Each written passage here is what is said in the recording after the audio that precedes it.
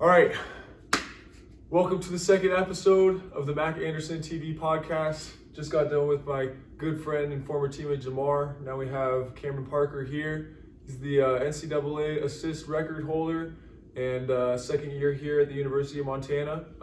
Been great to have you, bro. I appreciate you coming on. You want to introduce yourself? You got anything to say? So my name's Cameron. Like he said, I'm just happy to be here. Mac asked if I wanted to do this podcast with him, and he sets me a lot of good screens and rebounds for me, so I had no choice really but to say yes. Well, to get things started off, I wanted to talk a little bit about just the shift from Sacred Heart, which is where you were at before you came to Montana, and then just kind of the experience that you had last year and just coming in. I know it was a little bit challenging with COVID and everything, but just kind of talk about the differences between the two and what it's been like with your experience here so far.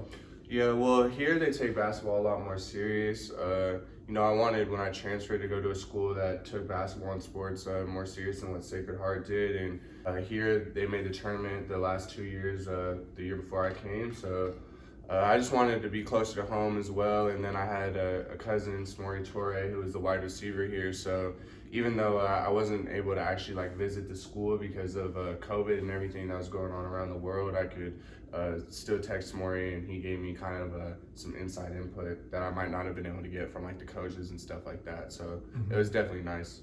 Yeah, you've enjoyed it so far. Yeah, I've enjoyed it for sure. Like I said, it's close to home. Everyone's super cool out here. The community loves us, so it's nice to see people walk around with Grizz apparel and Grizz gear, and everyone knows who we are and stuff like that. So I like that community feeling for sure. Yeah, the community's big time here. Definitely. It's a great college town. So one thing that Mar and I were just talking about was because he was obviously at Fullerton before he came here. Just kind of the difference in culture. I know you were talking about the community cares a lot more about sports, right, and just Grizz Nation is very strong.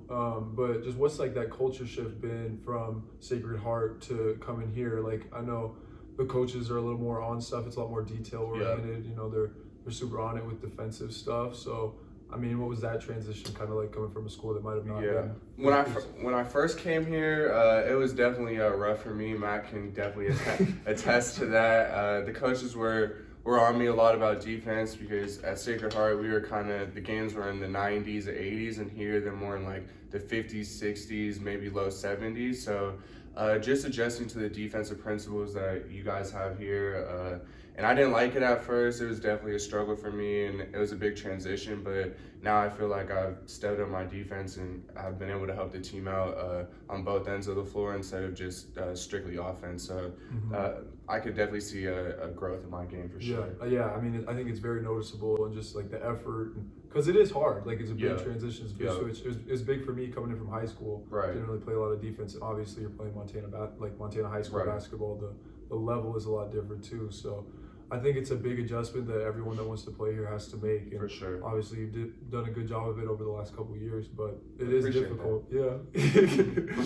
So one thing with that is just your approach to the game. I mean, you're not the biggest guy, not super athletic, not super strong, but you still find your ways to affect the game with your passing. I mean, like I said earlier, you do have the NCAA record for assists. Yeah. Got a triple-double last night. It's just interesting to see how you can affect the game in a different way than I personally have seen people affect basketball games. Yeah. I mean, I just feel I just know where defenders are supposed to be on the floor. So honestly, if I just go by one of my guys, or coming off a pick and roll, I have the 2-on-1 advantage, and then I know where the other people are at. We have shooters in the corner that can knock down shots. So I just know once you play basketball long enough, you know where the defenses are. Once you get past certain angles of the floor. So I just outsmarted it that way. Like you said, I'm not dunking the ball, I'm not super athletic and stuff like that, but I feel there are other ways that you can control the game in different aspects like that.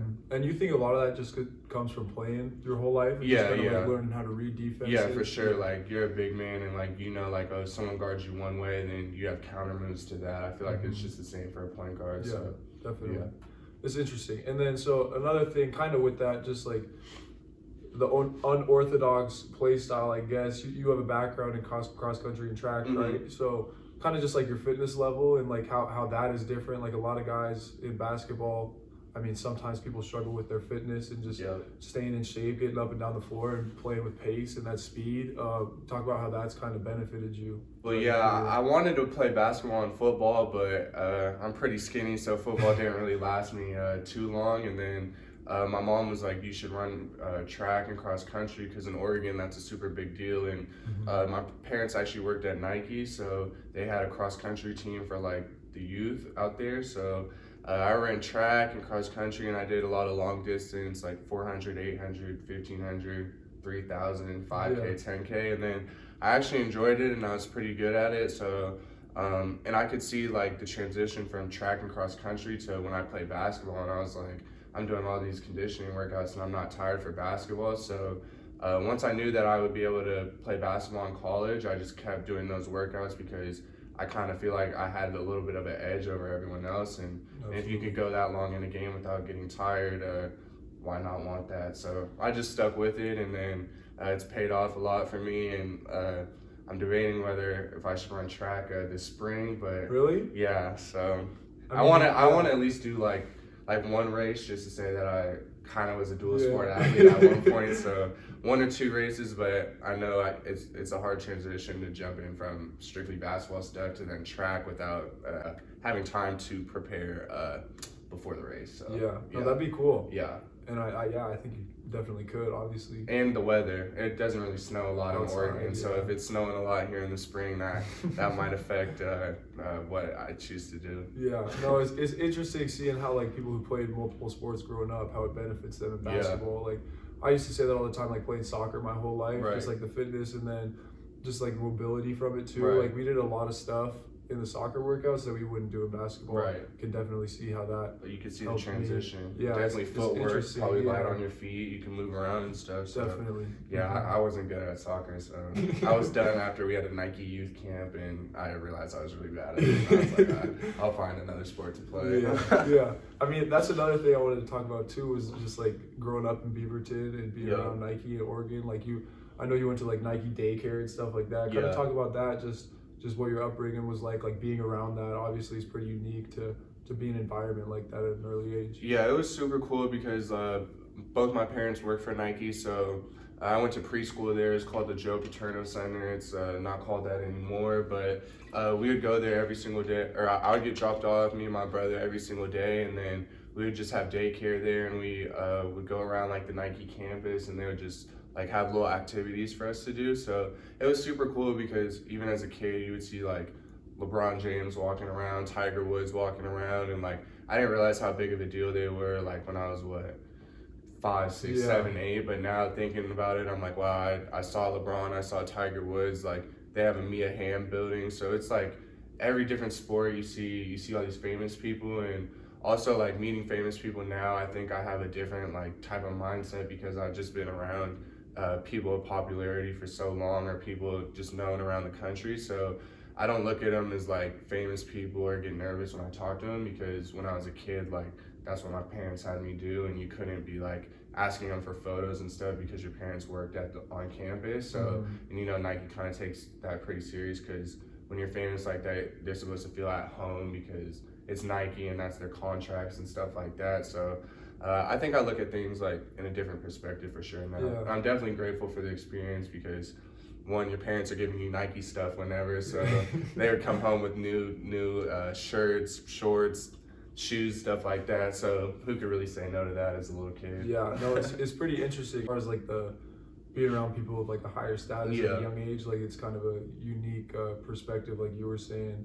And I feel like, I mean, you could see it like with your personality, just how like open you are. Like it's pretty interesting to see how that kind of translates. But, for sure. I mean, that's all I had written down. I know with Jamar and I didn't have anything written down. We kind of just talked. But I think one thing, just kind of like the experiences that you've had here, like what would you say is your favorite experience so far as a Grizz? Oh, so far I would definitely probably say going to the Cat Grizz game a couple weeks ago. Like just seeing how serious everyone takes football out here, definitely Montana football out here. And I'm excited for the Cat Grizz basketball game because like you guys said, it was pretty crazy and it was a different atmosphere. Even though we weren't allowed to, be fans in the game because we got a game that night, it was definitely cool to see how packed it was and the rivalry and how much everyone hates Montana and Montana State. So, and I kind of like to talk.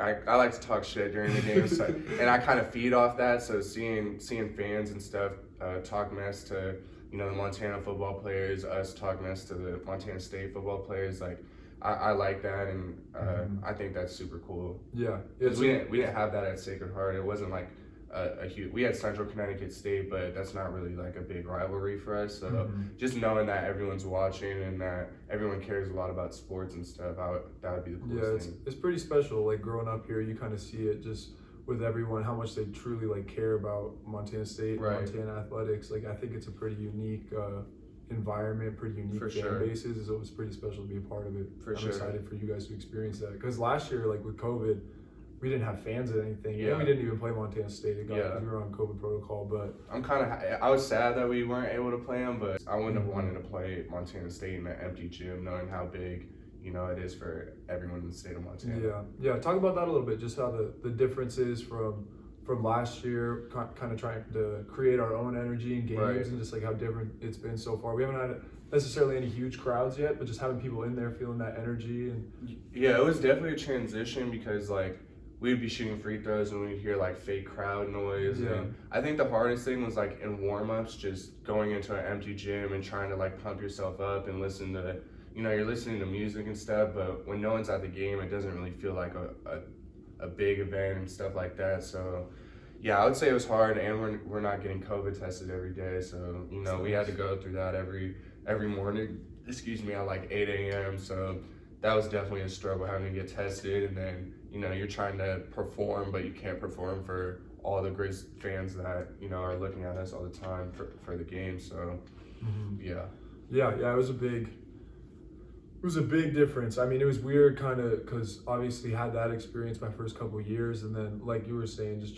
trying to create that like own energy for yourself. It's a completely different environment. But and also transferring here, like not being able to go out and not being able to do like certain like social events that we would normally do as a team. It kind of sucked just having to stay in like our apartments and stuff like that. So because as a transfer, you're trying to get to know everyone on the team, but when you're like ordered to stay away from them or stay within the people that you live with, like it's pretty tough. Yeah, definitely. Yeah. Well, I think that's all I got. We're about at 20 minutes, so I think we're probably good, but unless you have anything else that you want to say or anything that you'd like to talk about. No, nothing else. Thank you for having me. Appreciate you coming on, bro. Yeah. Thank you guys for watching. We'll have some more of these coming soon. Let me know if you guys like it. I think it's kind of a cool thing to get different guys' perspectives about their experiences here. Obviously, Grizz Nation is pretty special with their support, and I'm enjoying trying to give you guys a different insight and some content about what these guys enjoy and what we do outside of basketball. So thank you for watching. Look at the vlogs. Watch the vlogs. Look at the vlogs. We'll keep them coming. I feel like not a lot of people are going to get an inside perspective at what we have to go through every day. Appreciate that. Yeah. All right. It's easy. That was hella easy. Right?